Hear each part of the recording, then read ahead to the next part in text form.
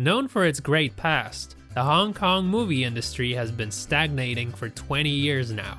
The crisis started in the early 90s because of overproduction and was aggravated by piracy. The 1997 handover of Hong Kong to China caused a massive migration of local movie directors and producers to the mainland, and as a final blow, Asia was hit by an economic crisis. All these events made the Hong Kong cinema almost extinct. Nowadays, as the Hong Kong movie industry is virtually non-existent, Chinese audiences developed a liking for its surrogate.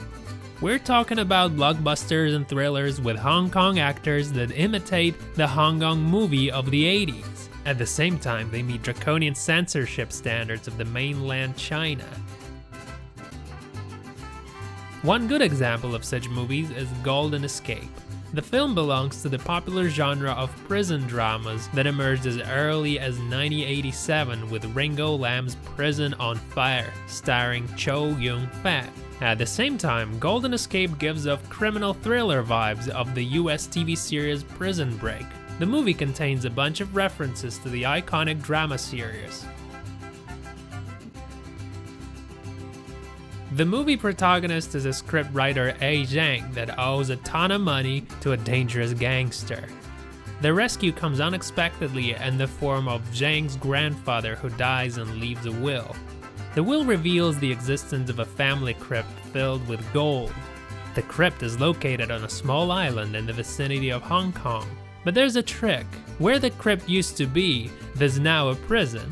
And the only way to lay your hands on the treasure is to get into that not so very welcoming facility. However, this is not the only obstacle standing between A. Zhang and the treasure. The prison is divided by two gangs. A. Zhang has to pick sides. Which gang will he join? That of fair and serene Sheiji, or that of the psychopathic Da Biao? At first sight, it may appear that Golden Escape is a great movie. With its exciting criminal plot and well-rounded characters, the film seems to be on par with the timeless Hong Kong classics. There is a but though. They say that devil is in the details, and if you take a closer look at the details in Golden Escape, you might end up being disappointed. One of the problems is that you have a hard time believing in what's happening on the screen. The maximum security jail looks like a boarding house where security guards only step forward when prisoners start killing each other.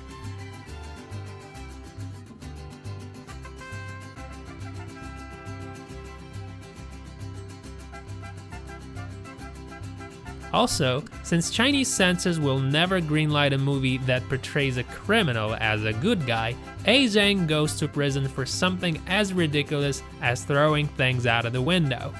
When behind bars, he does his best not to get involved in anything shady. All this ends up having an unexpected effect on the audience. A. Zhang looks like a spineless worm that is unworthy of your empathy.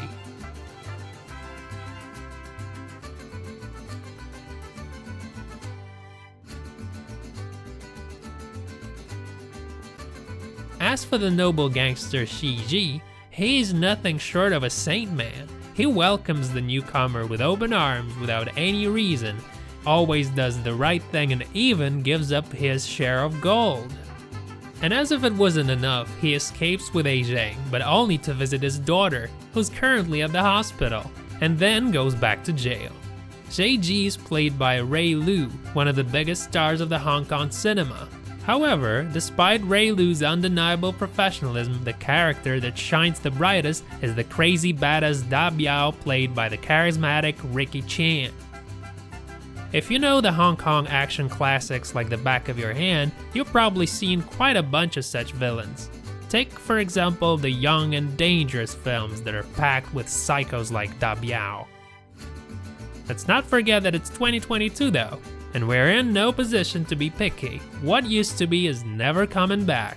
Stunning permanent tattoos have been replaced with temporary surrogates that come with an awkward moralist speech on what's good and what's bad at the end of the movie. If you ask me, this is precisely what I call bad.